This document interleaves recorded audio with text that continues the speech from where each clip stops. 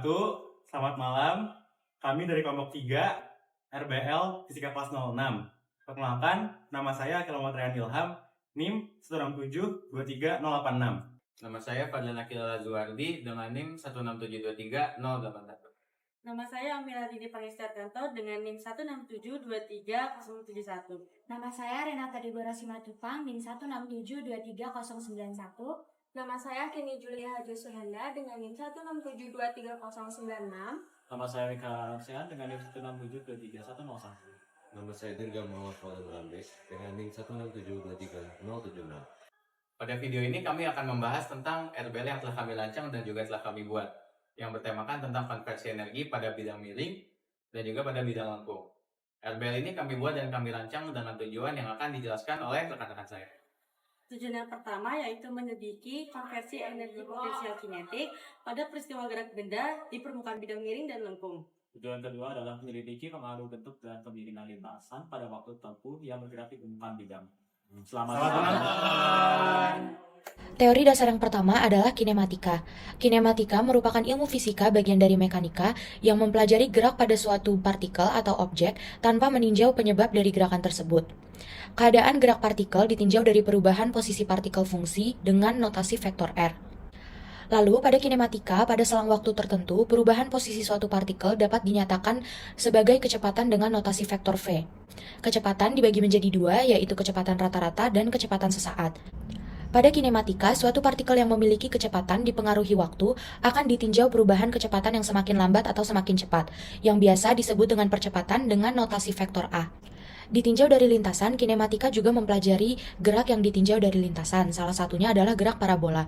Gerak parabola sendiri ini sangat dipengaruhi oleh gaya gravitasi.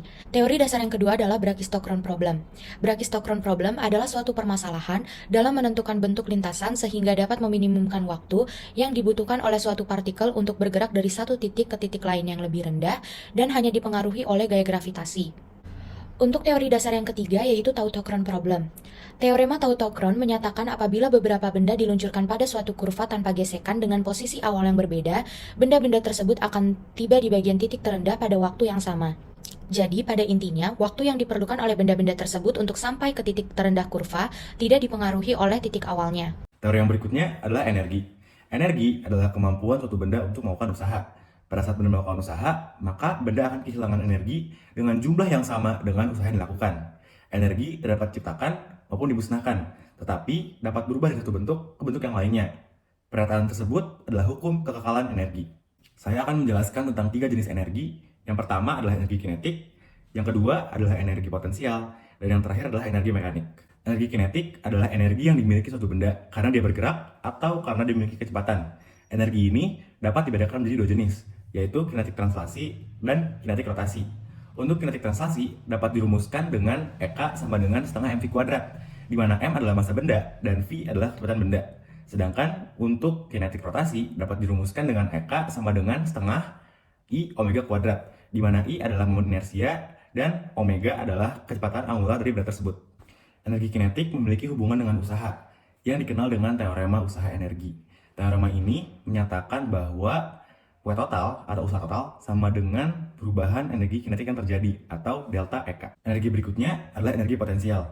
Energi ini adalah energi yang dimiliki suatu benda karena kedudukannya atau ketinggiannya terhadap titik acuan.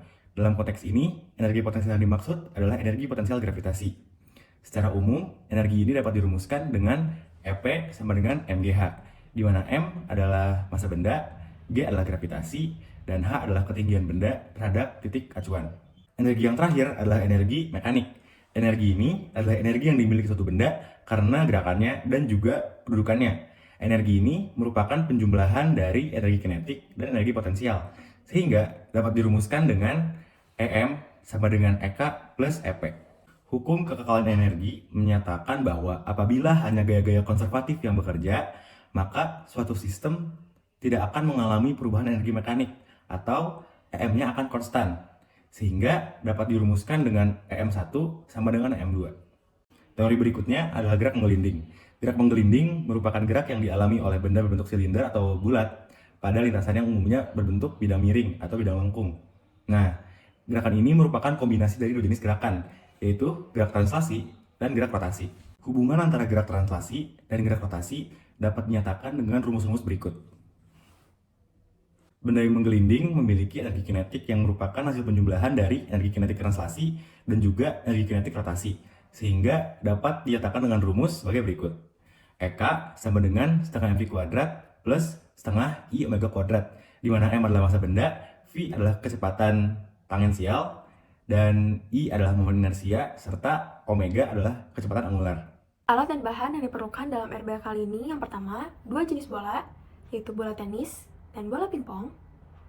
Ada duplek, karton plastik, dan styrofoam, dilengkapi dengan origami, washi tape, lem tembak dan lem putih, spidol berwarna, gunting, cutter, penggaris, dan meteran.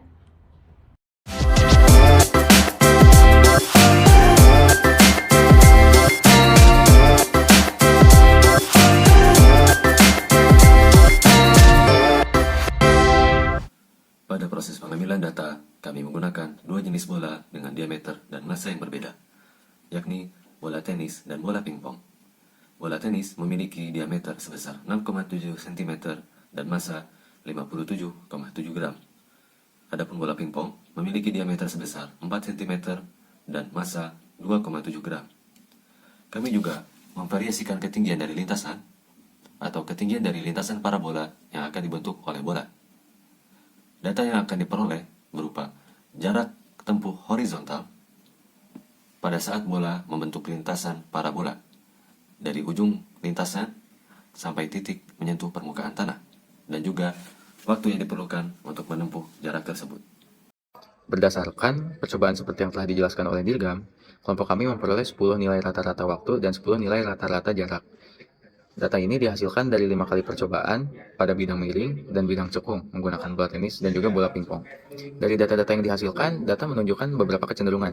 Kecenderungan yang pertama adalah trek bidang cekung cenderung menghasilkan kecepatan benda uji yang lebih besar dibandingkan pada bidang miring, baik pada bola tenis maupun pada bola pingpong.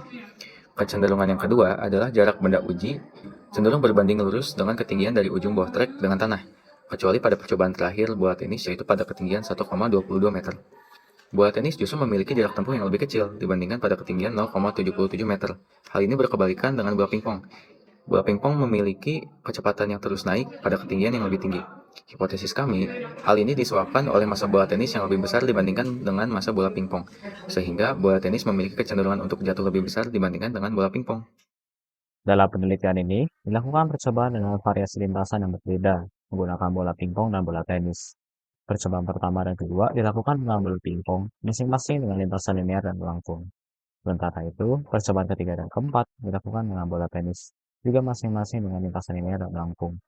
Lintasan linear memiliki kemiringan sudut 45 derajat, dengan panjang yang tinggi yang ditetapkan sebesar 50 cm. Dari percobaan ini, diharapkan akan dihasilkan kecepatan dan waktu yang berbeda. Perbedaan nilai energi yang dihasilkan disebabkan oleh faktor internal dan eksternal. Faktor internal meliputi pengaruh dari percobaan yang dilakukan, seperti dos permukaan bola yang tidak rata dan kesalahan pengamat. Sementara faktor eksternal meliputi gaya gesek dari udara dan gangguan eksternal lainnya. Terdapat berbagai macam gangguan yang terjadi selama percobaan, seperti hembusan angin yang cukup kuat yang membelokkan pergerakan bola. Hal ini mengharuskan percobaan pergerakan bola diulang beberapa kali untuk menghasilkan data exact, sehingga masalah yang ada bisa diatasi. Pada hasil percobaan ini diharapkan dapat memberikan pemahaman yang lebih baik tentang pengaruh energi terhadap kecepatan berdasarkan lintasan yang berbeda. Dengan demikian, penelitian ini dapat memberikan kontribusi dalam pemahaman tentang faktor-faktor yang memengaruhi pergerakan benda berdasarkan lintasan yang berbeda. Nah, kesimpulan yang dapat diambil dari percobaan ini yaitu yang pertama, pada percobaan bidang miring dan lengkung, konversi energi pada percobaan terjadi sesuai dengan teori, yaitu adanya perubahan energi potensial menjadi energi kinetik yang diatur oleh prinsip kekekalan energi mekanik.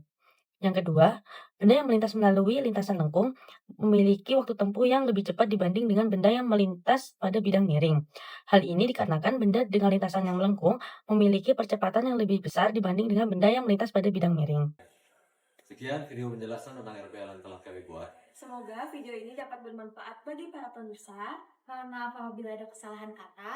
Terima kasih.